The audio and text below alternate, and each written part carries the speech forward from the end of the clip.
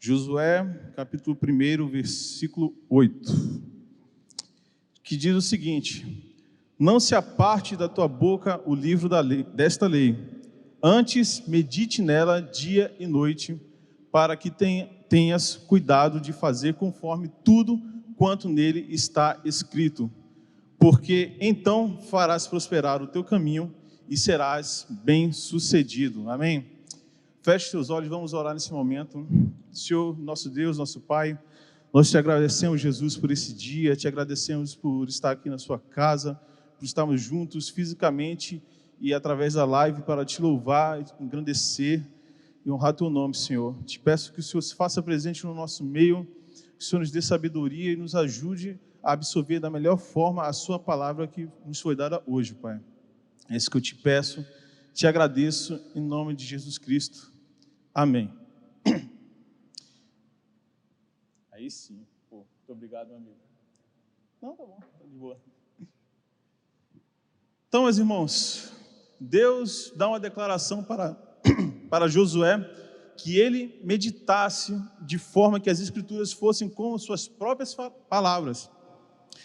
E se ele fizesse isso, ele seria bem-sucedido. Não somente com a vida de Josué, mas Deus espera isso de todos nós como seus discípulos. Sermos afiados nas Escrituras, fazendo isso, lendo e meditando diariamente, de forma que as verdades da Bíblia sejam uma realidade praticada em nossas vidas. Eu listei aqui 3 benefícios que podemos desfrutar se colocarmos isso em prática. Amém? O primeiro item seria: lermos as Escrituras nos aproxima de Deus, nos ajuda a conhecer melhor a Deus. Nós vivemos em uma época em que as pessoas não buscam mais a Deus e sentimos como se o fogo que queimasse dentro de nós estivesse se esfriando. Isso inclusive é bíblico. Percebemos que muitos amigos que conviviam conosco dentro da igreja têm se afastado, mas não se afastado somente do prédio igreja, mas sim dos caminhos do Senhor. Isso se dá por diversos fatores, às vezes por conta do trabalho e de estar muito atarefado, a ponto de não poder se dedicar à igreja, nem a Deus, faculdade, namorado, enfim, diversos fatores nos distancia de Deus. Mas uma grande parte que eu percebi, pelo menos no meu convívio pessoal, é que o pessoal tem se distanciado de Deus por um fator desentendimento. Estamos passando por um período em que as pessoas têm se chateado muito facilmente. Chamam essa geração de geração mimimi. As pessoas às vezes ficam aborrecidas com algo que acontece na igreja, e vale salientar que muitas vezes esse algo é uma coisa muito pífio. E por isso saem da igreja, saem do convívio, da comunhão dos irmãos. E ao invés de buscar outra igreja, essas pessoas tendem a ficar longe e por conta disso acabam se afastando dos caminhos de Deus, julgando todas as igrejas de todos os crentes do mundo, dizendo que todos são iguais.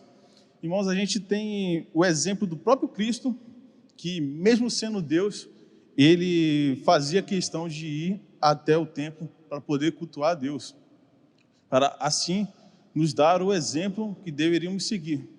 Então, meu irmão, se Jesus fazia isso, quem sou eu ou você para deixar de imitá-lo, né? Para deixar de ir para a igreja? Não, você é o cristão que fica em casa, você é o crente de casa. Esse tipo de coisa, Jesus nos mostrou que não era para ser seguido. E se essas mesmas pessoas que tivessem passado por essa situação e se afastado, tivessem dedicado um pouquinho do seu tempo para ler a Bíblia, elas perceberiam que esse tipo de coisa é justamente o que o inimigo quer de nós, que nos afastemos e nos isolemos do convívio com os outros irmãos. Isso é uma estratégia que até o próprio Napoleão Bonaparte usava. Ele dividia para conquistar. E o diabo, ele utiliza da mesma estratégia. Quando nós nos isolamos da igreja, do convívio dos irmãos, paramos de ler a Bíblia, nós nos isolamos e se tornamos presas fáceis para ele nos tragar. É fato que às vezes nós nos entristecemos com algumas coisas que acontecem na igreja. E eu falo isso não só da Cive Duque de Caxias, mas eu falo da igreja como um todo, pode ser aqui, pode ser em outra igreja, sempre vai haver alguma coisa que irá nos entristecer. Mas esse não deve ser o motivo de nos afastarmos de Deus e nem de parar de buscar aprender mais sobre Ele através da sua palavra. Paulo, em sua segunda carta a Timóteo, disse o seguinte para ele. Esse versículo eu vou ler agora, se encontra em 2 Timóteo, capítulo 3, versículo do 15 ao 17. Porque desde criança você conhece as sagradas letras, que são capazes de torná-lo sábio para a salvação mediante a fé em Cristo Jesus. Toda a Escritura é inspirada por Deus e útil para o ensino, para a repreensão, para a correção e para a instrução na justiça, para que o homem de Deus seja apto e plenamente preparado para toda boa obra. O Senhor Deus é o dono de toda sabedoria. Sua sabedoria é maior que a sabedoria humana. E a Bíblia está cheia de bons ensinamentos e conselhos que podem nos ajudar a agir com mais sabedoria. E quando lemos a Bíblia, Deus fala conosco. Tudo que Deus diz tem poder. E se estudarmos a Bíblia com atenção, deixando Deus falar ao nosso coração, suas palavras certamente irão mudar a nossa vida. Amém? Então, meus irmãos, vamos sempre nos manter atentos ao que Deus fala conosco através da sua palavra, para a gente não cair nessas coisas e acabar nos afastando dos caminhos do Senhor. Isso leva ao ponto número 2. Ler as Escrituras nos protege de falsas doutrinas. Ultimamente tem sido pregado um evangelho deturpado. Numa era que tanto se fala em fake news, não percebemos a mesma preocupação no meio cristão em relação aos falsos evangelhos que são pregados por aí. Hoje em dia o mundo está muito polarizado e tudo que quando se fala tem o fator de checagem e se não tiver de acordo com aquilo ali é fake news e você pode ser processado e até preso às vezes. Um evangelho sem renúncia, sem mudança de práticas errôneas. Venha e permaneça como você está. Quando o que nos é mostrado na Bíblia é totalmente o inverso. O Evangelho de Jesus é um evangelho da mudança de vida, mudança de caráter e de atitudes. Então, meu irmão, quando você se depara com um evangelho, uma doutrina que prega que nós devemos vir como estamos e não prega a sua mudança de vida, certamente isso aí não tem embasamento bíblico e esse tipo de coisa nós não podemos admitir. Temos que repreender quando vemos esse tipo de coisa acontecer. Temos o exemplo claro de Paulo. Mais uma vez, ele que era perseguidor dos cristãos e pela sua mão morreram muitos cristãos. E depois de se tornar ajudou a espalhar o evangelho de Jesus para todo mundo. Hoje, certamente, se nós somos cristãos, nós devemos isso a Paulo. Amém? Também vemos a presença de um tipo de negociação com Deus. Vou fazer isso para Deus me dar aquilo. Esse tipo de prática que vem se tornando comum em muitas igrejas é fruto de heresias, não havendo fundamento bíblico para tal coisa existir. É até um pouco incoerente. Como é que você vai negociar com Deus, um ser que tem tudo, você vai negociar alguma coisa com Ele? Não tem nada que você possa oferecer que Deus não tenha. Então, Deus, Ele não quer o seu dinheiro, Deus, Ele não quer que você faça esforços mirabolantes, nem nada. Deus, Ele quer você.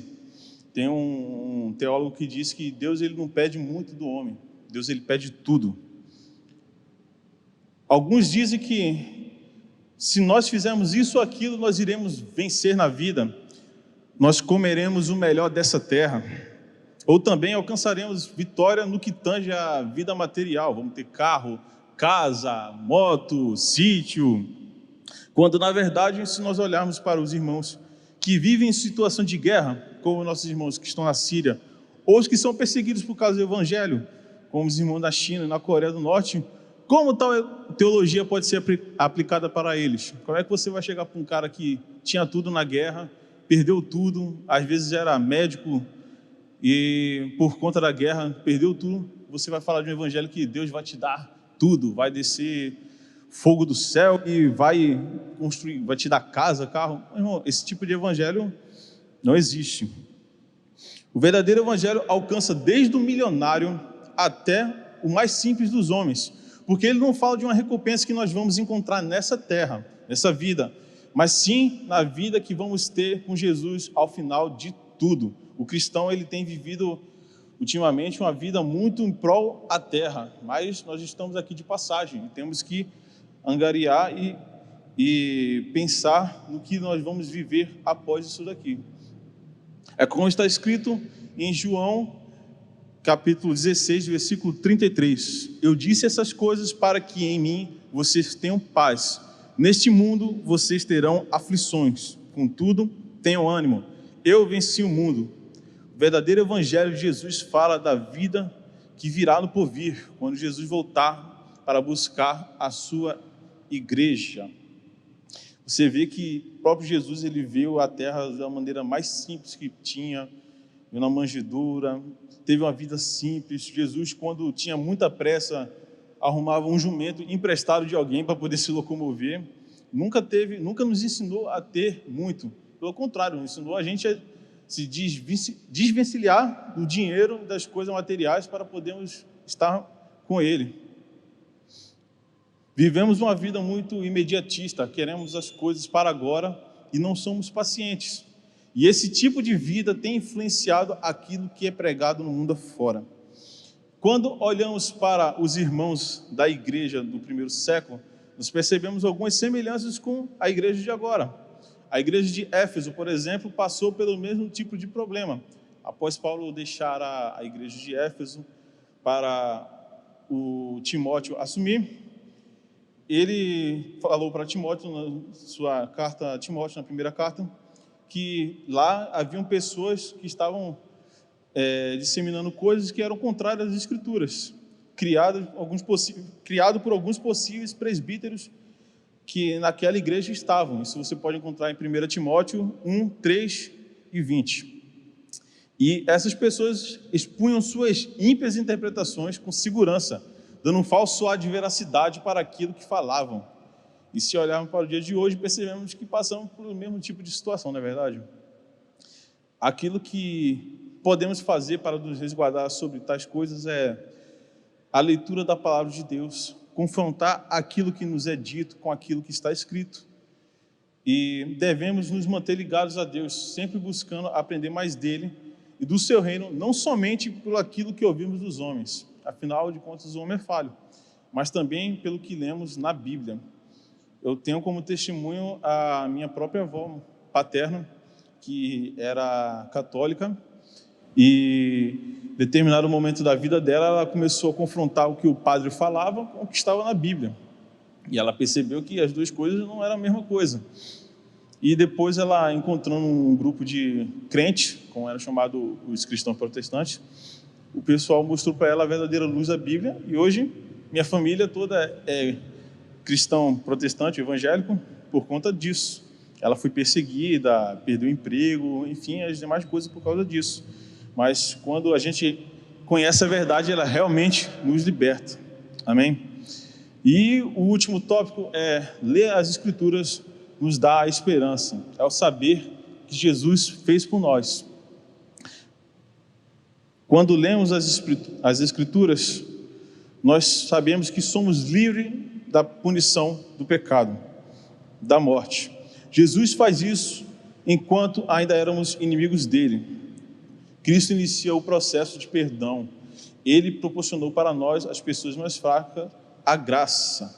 Isso a gente pode encontrar em Romanos, capítulo 5, versículo 8 a 10. Quando também lemos a Escritura que nos dá esperança, nós também temos a ciência de que somos livres do poder do pecado. Não estamos mais com uma força dentro de nós pedindo para ser atendida. Agora temos o Espírito Santo dentro de nós. E o poder de te conduzir, o poder que te conduzia e te liderava, não opera mais dentro de você. Romanos 7, 4. Não precisamos mais justificar nossas atitudes, dizendo que as vontades são mais fortes que nós, porque agora somos novas criaturas e a nossa fonte de alimentação foi modificada. A cruz de Jesus nos tornou livres da escravidão e da obrigação do pecado. Antes, nós pecávamos porque não tínhamos opção, era da nossa carne, era a nossa fraqueza. A cruz tirou o domínio do pecado sobre nós. E hoje, se pecamos, é porque nós escolhemos pecar. É um pouco duro, mas é a verdade. Porque o que Jesus conquistou na cruz matou a nossa obrigação de servirmos ao pecado. Quando olhamos para as Escrituras, nós também entendemos que nós seremos livres da presença permanentemente do pecado quando ele voltar. Romanos 8:11. Nós não somos mais culpados, escravos e oprimidos pelo poder do pecado. E podemos ter a esperança que um dia seremos livres da presença do pecado. Amém? Irmão, e caminhando para o final, ou para concluir, devemos sempre nos manter dispostos a ouvir aquilo que Deus quer nos falar. E uma das maneiras que Ele nos fala é através da Sua palavra. A nossa vida aqui nesse mundo é passageira e devemos vivê-la de acordo com aquilo que Ele nos revelou em Sua palavra. A vida humana é como quando você vai ao mar e enche sua mão com um pouco d'água. E essa água irá escapar por dentro dos seus dedos até que sua mão fique seca. Do nascimento até a morte, essa água que está escorrendo em nossas mãos é a nossa vida. Junto com tudo que temos apego nesse mundo, ela irá um dia findar. Já o reino de Cristo é como o resto da água do oceano. O homem, ele vive por aquele punhado de água que escorre por entre seus dedos. Mas aqueles que verdadeiramente seguem a Jesus Cristo vivem por aquela expansão infindável de mar. Amém? Feche seus olhos, vamos orar mais uma vez a Deus. Santo e eterno Deus, nós te agradecemos, Pai, pela tua mensagem trazida nessa noite, Senhor. Nós te pedimos, Senhor, que o Senhor abra em nossos corações o apetite de nos interessarmos a ler a sua palavra, Pai. Que o Senhor venha sobre nós e nos derrame sua graça, sua plenitude, sua paz, e nos dê, Pai, essa vontade de cada vez mais estarmos dispostos a dedicar um tempo de nossas vidas para meditarmos na sua palavra, Pai. Pois nós sabemos que, vinda dela, tudo é bom, Pai. Nós sabemos que ela é a sua revelação para nós. E nós te pedimos, Senhor, que o Senhor acenda mais uma vez a chama no nosso coração e que nós possamos cada dia mais buscar a Ti.